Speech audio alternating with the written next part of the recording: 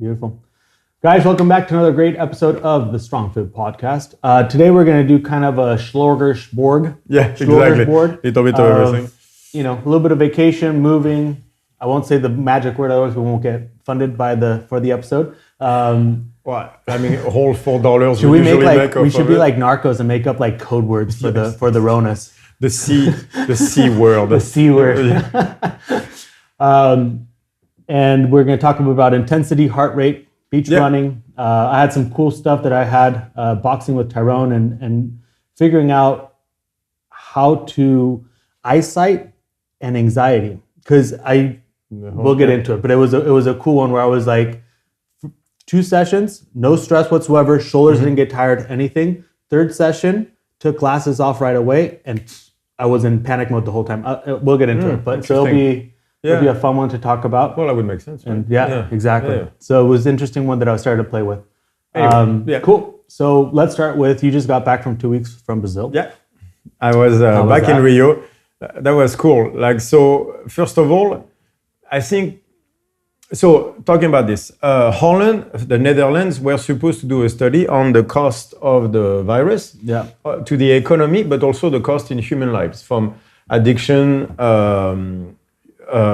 suicides, anxiety level, and all that stuff. And it got voted down, because why would you want to study the importance of something like that, right? Exactly.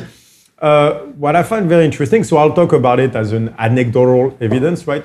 Are we going to have the sweepers in the street exactly as I start sparking? Yeah, we're going to pause really quick. So that study is not going to happen because the government just refused to study it, which I find interesting in itself. Anyway, But from an anecdotal perspective, we won't have, because there was no lockdown in Rio when I was there, nothing. Like the only thing is you had to train with a mask on. There we go. Which is a whole different ballgame altogether. They're taking a retro 2013 when I already had the elevation masks on. Yeah. It's a bad idea to train with that shit on, by the way. Talk about anxiety. Anyway, but so we went to dinner every night, and stuff like that. And just being able to see people around you having dinner, families, people laughing, smiling, and everything. The level of stress is not even in the same galaxy, man. It's crazy how much we need the interaction with other social people. Life. Yeah, it's crazy.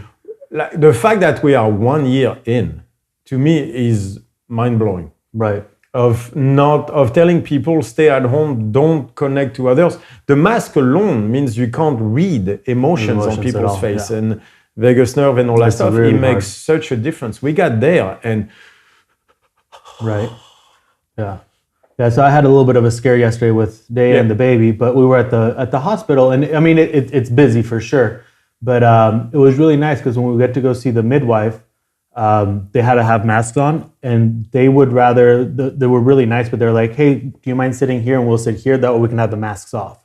Yeah. I thought it was such a good touch, because it's so hard to read somebody when the mask is on. You're like, are you mad? Especially like someone like Daya, whose face is always like very serious at the eyebrows. She's like, I'm not mad, it's just my eyes. That's my face. So I think that's a huge one, but it's been a hard, I mean, we've had it easier compared to like Italy. Like my brother's back to full lockdown, they can't leave the house in Milan. So I think that we've had it easier in Holland, but now for some reason the numbers go down, and the stuff keeps going. The rules that they keep applying, they're just so stupid. No, but plus, like we had a full lockdown with a curfew in Holland as the numbers kept going down, just in case the English variant was going to do something. I'm like, but so there is no end to this, because there will be other variations, which means we have another year of that. Yeah. So, because chances are we'll have another year of that, I am moving to Brazil. There you go.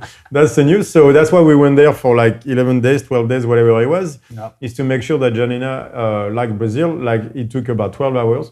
That was good. We got there, we got dinner. Next morning we got eyesight. She was like, we're moving, we're good. Yeah.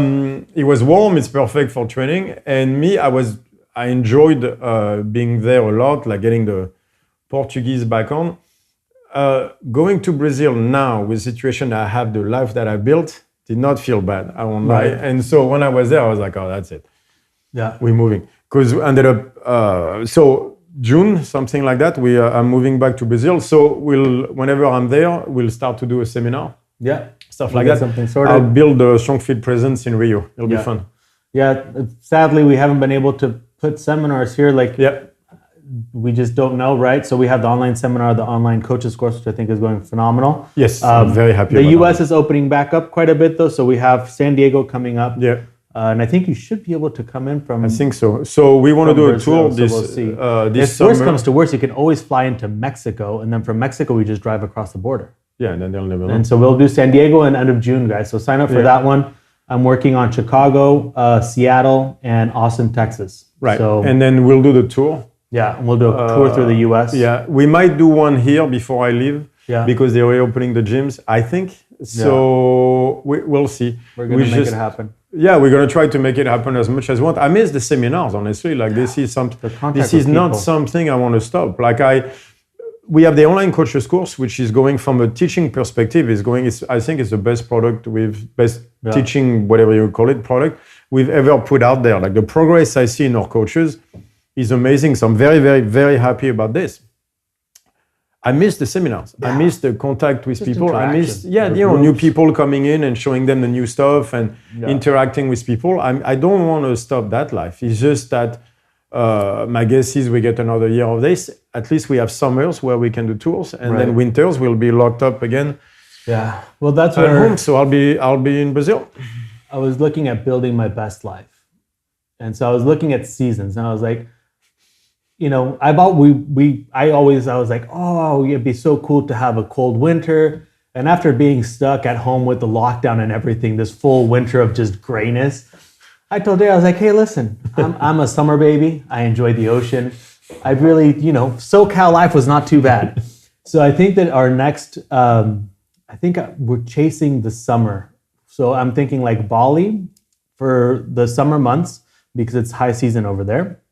You can do like late fall here because it's a beautiful time of year, Amsterdam in late fall. Wintertime, go to Mexico or Rio. Yeah. And then... because it's summer over there. And then springtime, we can come back to Europe. And it'd be a nice little circle of life. We hit all corners of the globe. We do seminars everywhere we go. And, exactly. I'm up for it. We do retreats. Exactly. We have a good time. It's a good life. Yeah. Listen, we only have one. And if the zombie apocalypse doesn't happen, which if you guys follow John Wellborn, he had the CDC with their not anti-apocalypse, but anti-zombie preparedness programs, which is kind of freaky to see a CDC have, but it says it has great results to educate people about things that could happen. Is really strange. At this stage, Johnson & Johnson, one-time vaccine, and so on and so forth. Yeah, so listen, I've seen, there's movies that have been done about this. No, but by the way, the whole stuff we judge as completely insane a year ago, look at where we are. Exactly. I don't trust them in any shape or form anymore whatsoever. Yeah. For me, I like the idea of moving a lot because if there's one thing this year has brought me is a complete loss of trust in the Western government system. Maybe not system, the Western governments, the way they are right now. Right. Like they are not for us. This is corporation bought and paid for. And like they have something against restaurants, all of them. I don't know if McDonald's is paying them off to kill all small restaurants, but it sure looks like what it's doing. It's crazy. I mean, I say it every episode that we have this sort of rant, but it's so sad walking through Amsterdam and seeing just place after place, and some of our favorite places that are just up for rent, My whole street, the businesses are closed. Yeah, it's sad. No, but it's the fact that we can't talk about it. Yeah. Like that's what kills me with all this. Is like everybody's like, yeah. Like, what do you mean? Yeah. You know how much money it costs to start a business? Like it's 5 years of your life just to get it anywhere with a lot of money. Like it's someone's life. Like that they put maybe their retirement in their mind or the stuff. We could have gotten screwed and like we got no money and everything. Like the fact that we made it is amazing because the entire business was based on seminars. Yeah. Because that's what we like doing. And then we did a mentoring program and stuff, but we easily could have not survived this year. Yeah. And so I've lost faith in the system completely. So when I saw that and no seminars and less of stuff, I was like, then fuck it. Then I'll go live in Brazil. I'll get my black belt finally, like officially from a guy over there. And then I'll just start pushing the martial art aspect again. Right. And build up on the new yeah. stuff we've been working. Right. Between the proprioceptive grip and the breathing on a different aspect. I've done, God knows, I spend a lot of time on strength. I'll go more toward conditioning. Just to see if I can, obviously I will, but to see how to apply the same system. Principles toward conditioning. Right. Strength, endurance, stuff like that, applied to kickboxing and jiu-jitsu, because there's plenty of there. But then, you know what I mean? Like just to open a new avenue, get the black belt again, see how far I can take grappling. And, but I mean, like, all right, let's move on. Get it moving, yeah. Yep, let's get something out of life. So Brazil, running on the beach, heart rate and breathing. Right, yes. So it was really cool. So I've been doing mostly endurance, mostly interval training. Right? Okay. So we're on the beach, we're doing, by the way, the dynamic warm-up on the sand, which was a whole different thing. Hell. That was completely different. You know who struggled the most? Janina, because suddenly she cannot stay inside the foot. Right. Because it's so unstable, she had to go on the outside. And that murdered her. Even running on the sand was murder to her. Okay. Because she's so used to the inside of the foot. So I thought it was very interesting. We start playing with that. Right? And at some point, I'm like, all right, I'm doing only interval training. I need to have a base of endurance as well. Because like I'm very good at making myself spike up and down, but I had that kickboxing session where my heart rate would not come down. I was like, I need to be able to have a heart rate at a certain height, but not too high, and stay there. So I go running, 10 minutes in the sand. So a lot of glutes, lots of hammies. And on the way there, first 10 minutes, and I'm dying. Right. I'm like, this sucks. Like, like not panicking, but like, I really hate this and everything. And I'm like, all right, but by now I've done enough to know, like, don't diminish the tension. Stay within the tension, just find a solution. Right. Don't endure. Don't keep enduring this run. That's exactly what you don't want to do. Take action. So take action was like what? Was like, well, you're going to keep on running, but you're not going to endure. You're going to find a solution to whatever you're feeling. This has to stop. I'm like, all right. And I start playing with the breathing. And what I did was I inhale right after the exhale. What I discovered is that my inhale exhale was very cut off. It was right. If you look, with the cadence, so you stop the exhale, there's a gap, and then you inhale, there's a gap and everything. And so what I started doing is I start exhaling, going into the inhale right away. Right. Which allowed me to look in. Hasn't that always been a constraint that I always put out to people? Well, yes, it but depends not on the that point, one. Richard. No, well, but the key was there was a two-pronged stuff. Yeah, but I've never done it running. Right. I've done it on the cyclical squats, for example. I've done it with movement.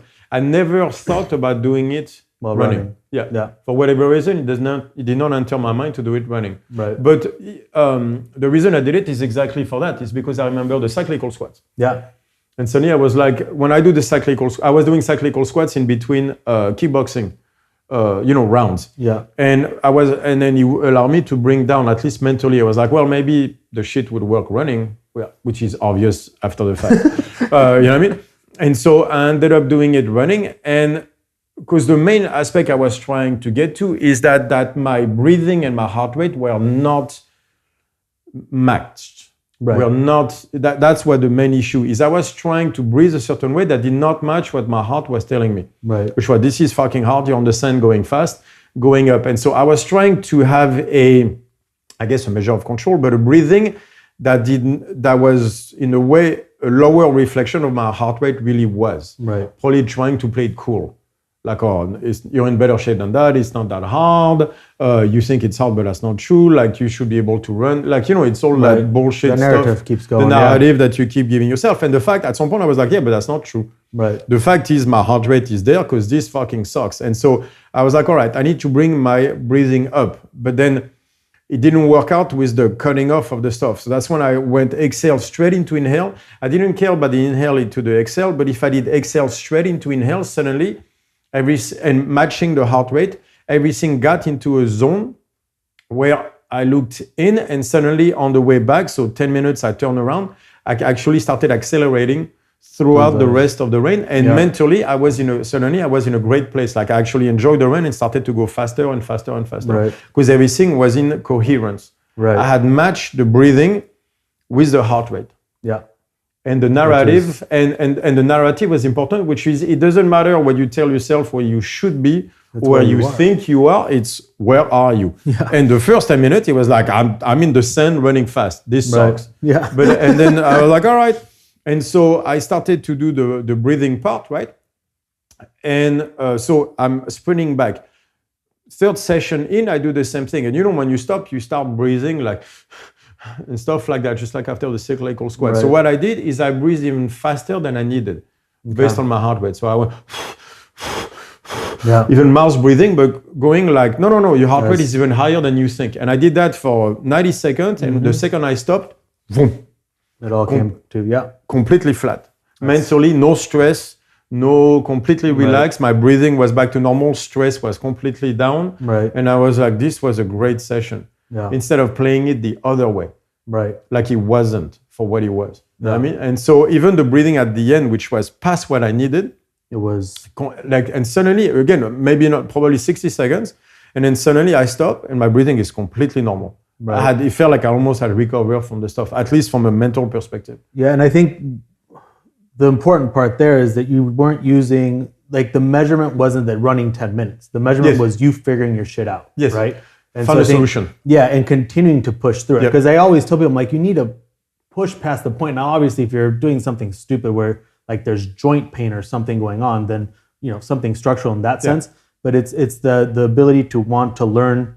And that's where we were talking about the coherence, right? There, I asked you, and you said it was complete coherence, or what was it? It was just the definition of coherence in that heart book. Yeah, in the stuff, it was coherence. It was when all the systems come together. Yeah. And so that was I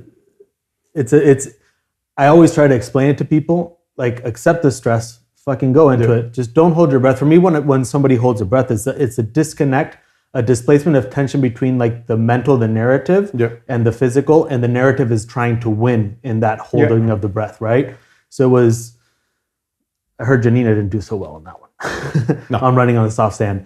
It's very interesting. Like she died. Yeah. Like if she's gonna listen to the podcast and scream at me, angry. But the fact is I beat her. Like, sorry. Yeah. Like on the way back, she was struggling. She had to go on the hard. Right. Because then she can go here and she knows that one. But that instability having to go to the outside of the foot, all the stuff, she did not work. Right. Like you could tell. Mentally, it was such a, because she has such a higher level. Right. It was very hard. Her. Yeah, it was very hard to accept. That's always the system of the energy systems kind of go to die at that point. Like that's where it's no longer valid because there's a new stressor that's being added.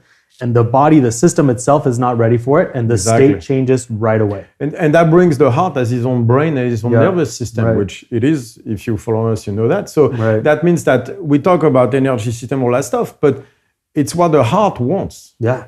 The heart will decide where you're going with this. You can think you introduce a new stressor, the heart doesn't like it and start spiking. I don't care how trained you are, I don't care what energy system you think you're in. Yeah. That's not how this works. Right. But for me, the key on all this was refusing to endure the workout. Right. It's like, I'm going to keep running until I find a solution. Yeah. That's when the stuff actually happened. Right. I was like, no, find a solution.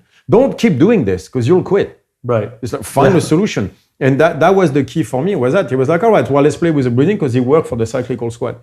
But it didn't matter, just find a solution. Yeah.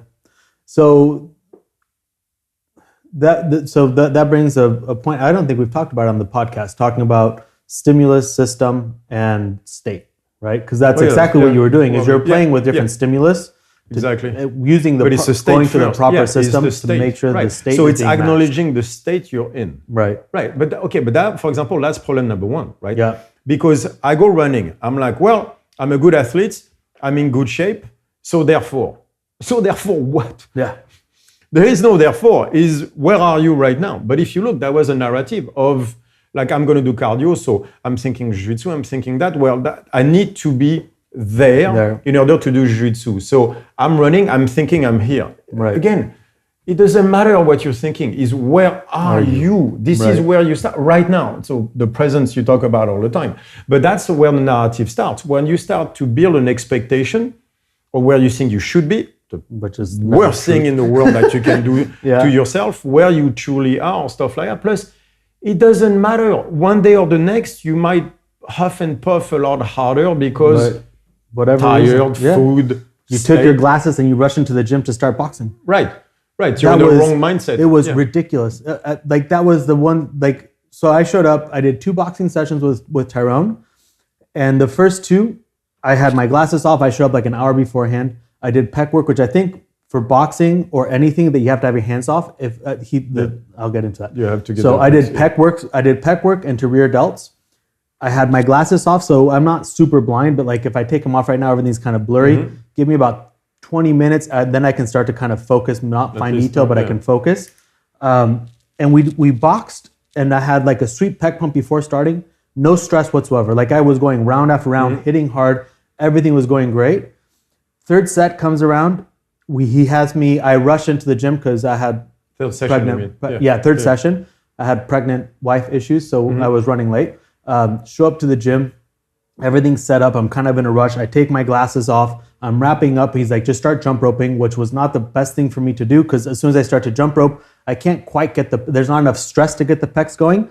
So I started going to the side delt. Yeah, it's more side delt. If you're not used to it, you'll go side delt. It burns the shoulder. Yeah, and so I was like, and then we started playing some games that I wasn't really used to, but not only were we playing games like that had to go with coordination and precision. And so I couldn't see. And so right away I was here. And he's like, whoa, relax. And I was like, dude, I don't know what's going on. Heart rate was through the roof. I could not bring myself down. It took me more than 3/4 of the session to bring myself back down. That halfway through, I was like, let me go try and bench. And I literally went with 100 kilos and just did some bench to get the chest, and it dropped the shoulder down a little bit. But it was miserable. Right. And so, but what you do with the bench too is, okay, what state am I in? And what state am I trying to get into? Right. Exactly. But to try to get to a state, you have to understand what state you're in to start with. Going back to Janina, like she's going to go run. She knows running. She's doing that all her life and everything. Not on the sand though. And so, but then suddenly she's like, but this is the state I'm supposed to be in. And so again, the shoot is what, the shoot is what murders you. It's like, but it doesn't matter. That's the state you're in now because it's a new stuff. So state first, which state are you in and which state are you trying to get to? Which state is necessary for the action you're trying to take? Right. That's the key. Then we go into which system is being used for that. So in that case of running, for example, the heart is going to be a big one. So for me, it was like, all right, it's when I accepted the state I was in, which means my heart rate, the system is way higher on everything. Now, and then, so we have state, system, then we go into stimulus. Now, what stimulus do I need to get the heart, which is a system where I want to be, so that I can be in the state I want to be in? And I was like, well, the stimulus, I know that one, the breathing can help and everything. And so, and then I figure out the problem, and then I goes back up. But the key was to match the state that I needed to be in. Right. That's the key. So it's state to system to stimulus, right? And their feedback loop. It's not a ABC, obviously. It's a feedback loop. But that's why the complexity of all this. Exactly.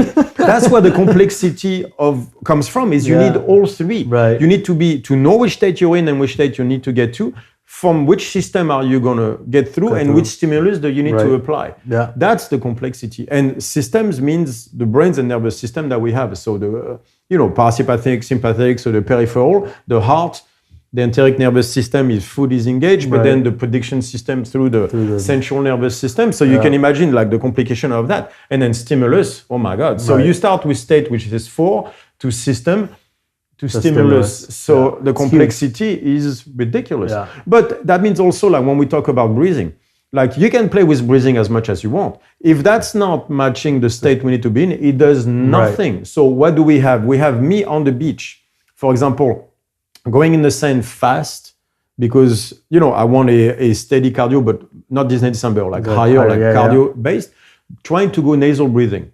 Right. But that doesn't fit my state at all. This is a fight right now because I'm not used to do that. It's in the sand. The muscles are working in a way like where the stimulus has changed, by the way. The breathing has to match that. Yeah. I cannot force nasal breathing into a state I'm not in, or even the state I shouldn't be in, because that's not the state I'm looking for that at that moment. Yeah. Yeah, it just puts a why to everything that I've always tried to explain to people. Because I'm like, just try and find, like this Sunday, like I had the fighters and a couple of CrossFitters that came over and we worked out. I mean, we didn't do that. not allowed. Yeah, but we could have. But we could have. It was in my head. It was like WandaVision. Yeah, exactly. But so we were going, and I was like, the point isn't, because you have a bunch of dudes, like, no matter how much you tell them, it's not about how many fucking reps you do. Like, just the point is for you to just die, but for you to die with the proper muscles, right? Yeah. And so even that, it's like within its own system, I think the torque chains are their own system. Yeah. Because I look at it and I was like, I was doing like the bench press. We were doing like bench press where you keep adding weight and then take the weight off. Yeah. But I was like, I don't care how much weight I get or how many reps I do. I just care that I can no longer contract my pecs because they've gone to the fullest fight possible. And of course, I try to explain it, but you have the fighters that just don't want to quit. And they're just like doing this thing. And I'm like, find the fucking pecs. Like, I don't care that you're getting more reps or less reps than me. Bench press. Yeah. Pecs, and then, of course, the camera was rolling. So Tyrone's trying to do like broad jumps and shit afterwards. I'm like, that means that your muscles didn't go to the full fight. Yeah. Like, you understand what I'm saying here? Like, that's the whole goal here. And, oh, man. And so that whole session, the whole point was, at least for me, I don't know what they got out of it. Exactly. They might have gotten something else. But I wanted to see within one working set, right? So I was adding and taking weights off with the guys, but how much of a true fight can I get out of the pecs and the triceps on the bench press? Yeah. Like if I start to feel my trap, I'm no longer going to my pecs, so therefore it's not what I'm looking for. I'm changing the system because I'm changing the torque chain in that sense. And so I would hold and then I would rack and they wanted to push me to do more reps. And I was like, you guys don't understand what I'm like. At the end of it, I couldn't even do a pec dance because my pecs were just so engorged with blood, right? And then we did the pitch shark and it was the same thing. It was like, how hard can I go knowing that I have to stay within the intensity of the quads, the hamstrings, and the glutes? Right. So and not going to the mid to the lower back. And because if you want to go for reps so I can prove to myself that I can do more reps than the guys, you're going to start to go to the mid back and the low back, but that's not the point. And we see it all the time. And so, oh man, I think in that session, the worst was that we did the harness to the, we did pitch shark deadlifts into sled drags into harness. I'll do it. Oh, it was miserable. Yeah. And on the way on the harness, like my feet were going at the same cadence. And I was like, all I'm going to do is make sure that my feet are locked and I'm not going to change the cadence so that I can feel the glutes just fire through. Yeah. And they were dying about halfway through. And it's such a hard thing to want to change, to displace the tension because you know that you can't handle that intensity anymore, right? Yeah. And so being able to stay in that intensity level is such a, not even a mind fuck because your mind's like not even longer. It's like not there. It's just like survival mode to the fullest, but you're trying to be present. So it's that switch between this. But you have to stay. Yeah, and so it's the same thing that happened to Janina. It's like she's like, I'm used to fucking running on hard turf. Right, yeah. And now there's beach sand, and now I'm not used to it. And you're like, well, what are you going to do about it? Right. Right.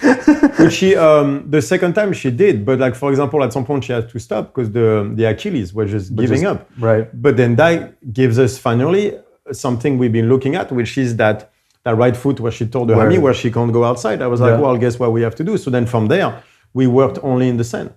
Right. And only on the hard, like 1 out of 4. But then that's where the progress will come from. Right. Because, going back to your point of the system as a torque chain, I think it's part of the proprioception, which is a huge part. We see a huge system, but we think proprioception, we think like feeling on the skin or stuff like that. And I think torque chain into the bone and everything is bone impact. Like a kinetic sense. It goes a lot further. If you think kinetic sense, you think like feeling of the hand, you think touch. You think the sense of touch. I think there's far more than that. Right. I think there's another layer, which is the torque chains into the bone, into all that stuff. Osteocalcin stuff would be interesting to talk to blind people.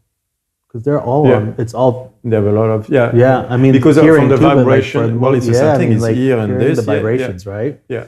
They would be to see if they have higher levels. Yeah. Naturally, from the vibration. I do believe there's a kinetic sense. Connection, and it's not just because when we think kinetic, we think touch. I think it goes way past that. Like that sense of vibration, that sense of movement, that we do have an actual kinetic sense. You know what I mean? But so I think it's a system in itself, and which makes sense because again, like running on the sand is not running on a hard. Right. But now look what you're asking your system to do.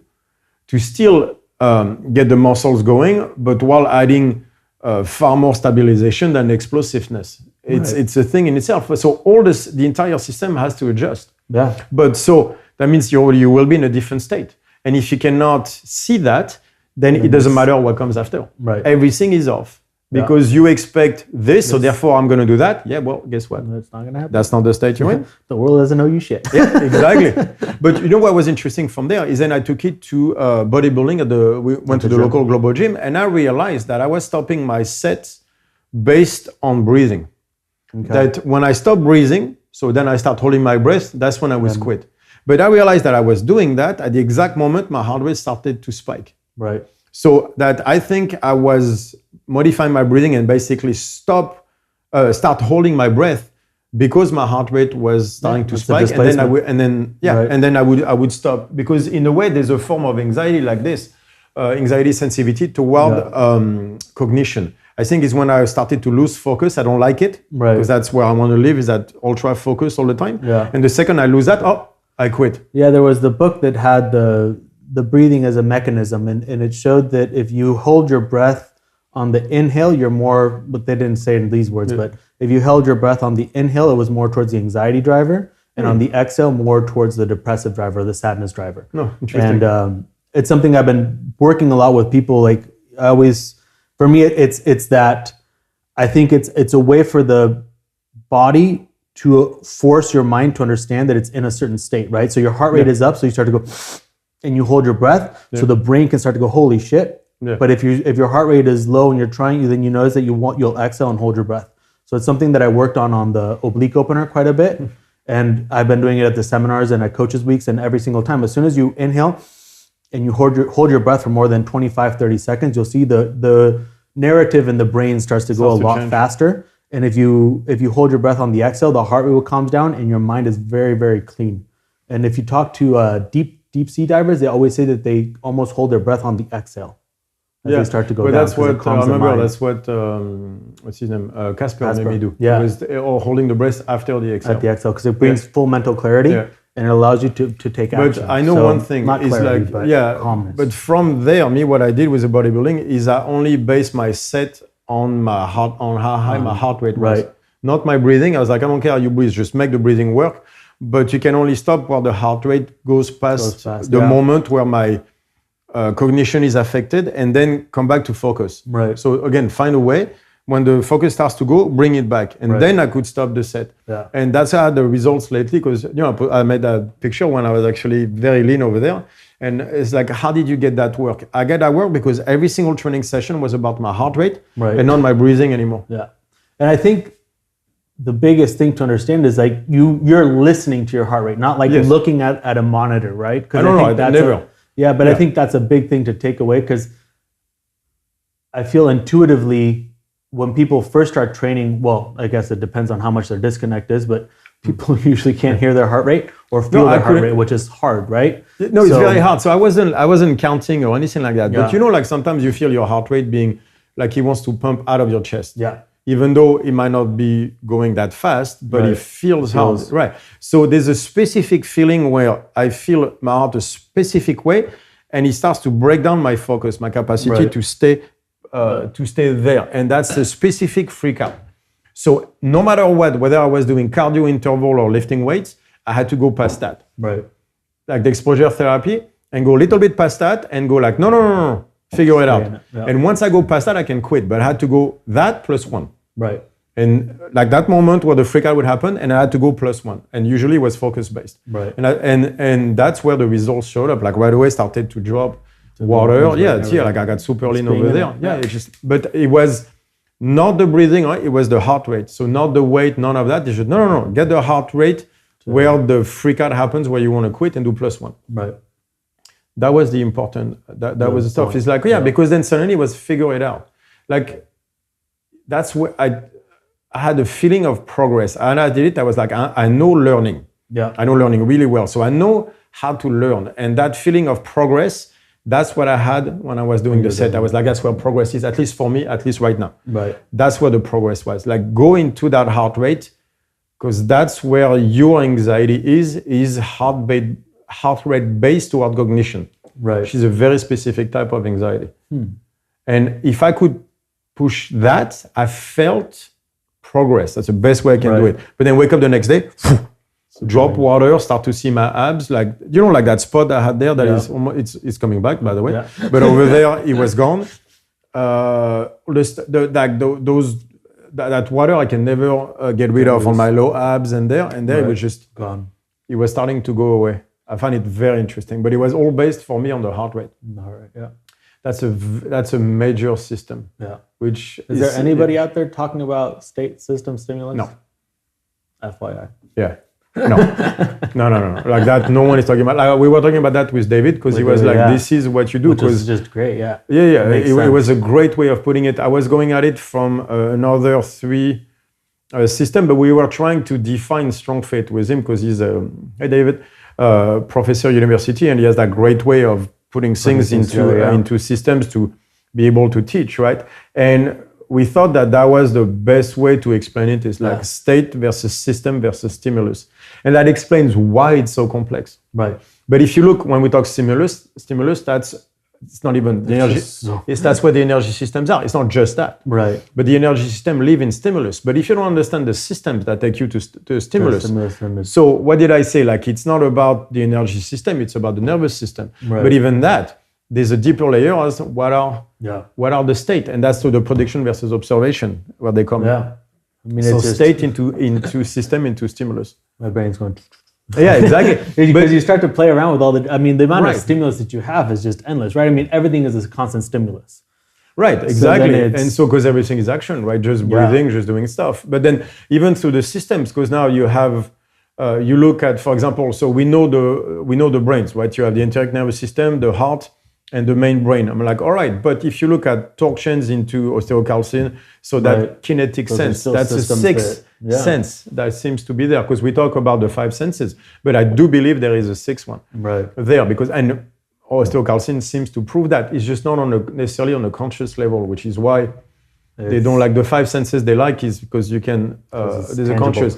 When it comes to osteocalcin, you can't feel it. Like you can feel movement, but it's getting into another layer. But I do think there is such a thing as that at that sense. So that would be added to system and not, so that would put the torsions into systems, part of interoception. Interoception, yeah. And then stimulus after that, I guess, is where do you take it? But you can imagine that to get an answer A to a problem, you need to go through all 3. Right.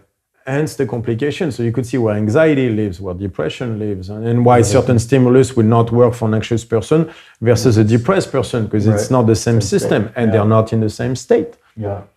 So we start with that, is what state are you in and what state are you trying to get to? And then and then the conversation goes from there. But that explains why it's so complex. Yeah. And why that, when they all try to take one thing and just make it and do it, it never works. That's why those anxiety programs they're all trying to sell right now. They're all just, it'll work for 6 weeks and you'll go right back to where you are. And the thing that just pisses me off about all of them, it's like they're trying to give a magic pill. It's like, guys, like that's just such a, like if you think that my program is going to help you with anxiety, it's not. You're going to help yourself with anxiety. I'm just giving you certain tools, right? Yeah. And so that's a whole other conversation, but that's another podcast. But we did say last year that this is something that nobody's working on, and give it a year, and they're going to be starting on it. Because but it's the same idea as the pill. Is like they're treating anxiety like it's a body fat thing, right? Like you have anxiety or you are anxious, or there's no difference between the two. It's like being you're a little bit overweight, you're a little bit anxious. Let me give you a 6 weeks program. It's like a pill. Right. It's like, that's not what anxiety is. It's again, like you're not defining what anxiety. By the way, do they even do that? I don't know. I haven't looked enough. I'll go stop some places. Because I was shown like 1 or 2 stuff, and I was like, but you still haven't said what anxiety is. Yeah. They don't even go there. They don't even define what it is, because everybody knows what anxiety is. Yeah. The Dutch don't have a word for it. Oh, really? That's awesome. There is no word in the Dutch language for anxiety. So that tells you need to be able to define it. Yeah. Yeah. It's not that, right. But most of the programs out there, everybody assumes like, anxiety is like, they don't define it because they can't, because they don't know it. Right. And anxiety is just in the US, it's such a simple sell term. Yeah. It's just clickbait, right? Going back to clickbait. But you have what is called an anxious depression. Right. You have 2 types of depression, what is called an anxious depression and a retarded depression. Because you have one that have anxiety and then freeze mode, and some that is just freeze. Right. Right. So if you don't understand what anxiety is, like you might confuse that. You might think you're anxious when you're actually anxious, depressed. Right. It's not the same way to deal with it. No. And you know who's going to know that? And at that moment, you. Right. So the only thing we can do is give you the tool to deal with this, which is on a day-to-day basis, because your state is not the same. Yeah. Depending on a number of stuff. So that's why I'm starting to get annoyed at that stuff as well. I was like, please, we fuck people. Because all they're going to do is make it worse. Yeah. They're going to have people that feel better for 4 weeks. And then the anxiety comes back up. And now they're going to think it's them. So now it's going to be, they don't have anxiety. Now they are anxious. And they're going to think it's part of their being, their identity. And then you're going to make it way harder for us to help them. Well, because I had people that had that took my anxiety course, right? And again, on my anxiety course, I just give them the different tools and just try to explain as much as possible in a layman's term or simple what it is. What it is. And I had people going like, I've been super anxious, this and that. And I was like, well, did you try the warm-up? Like, did you wake up in the morning, look at your drivers and go like, hey, this is the warm-up I should do? And they're like, oh, it worked. I'm like, well, that's the reason I put it there. But what you did is you go like, look, depending on your state, you need to do that. And they go, I don't like this. Yeah. I don't want to think about what state I'm in. I'm like, that's the entire point. Is that you understand the state you're in. But that's why I think like the state into system into stimulus is the smartest way to look at it, because also what it means is that means the work is on you. Yeah. Because you're going to have to understand the state that you're in, that you're trying to reach, the system that are in place, and the stimulus that is required. Right. That's which is the warm-up you give, right? Yeah, exactly. It's exactly that. We go from state to, but guess what? You have to do it. Have to do it. Always. You are in charge of all this, not us. And I know it does not allow you to sell as well, I guess, or whatever. But when it comes to value, man, it's going to bring you so much more value once you start to understand it. Yeah, it's a little bit of work at first. But it's so much more value to you than whatever they're offering, which is what kills me. You know what those programs are? It's friendship to Facebook. It's junk food to nutrition. Right. It's a very short reward system that in the long run only fucks you up even more. Right. That's junk food. Junk food tastes great when you eat it, and unfortunately, you get nothing out of it except I think it tastes great to the people that eat it. I'm not a big junk food fan. No, I'm not. I don't, especially now. I can't. Like I would probably puke. But to the people that are used to it, they love the taste.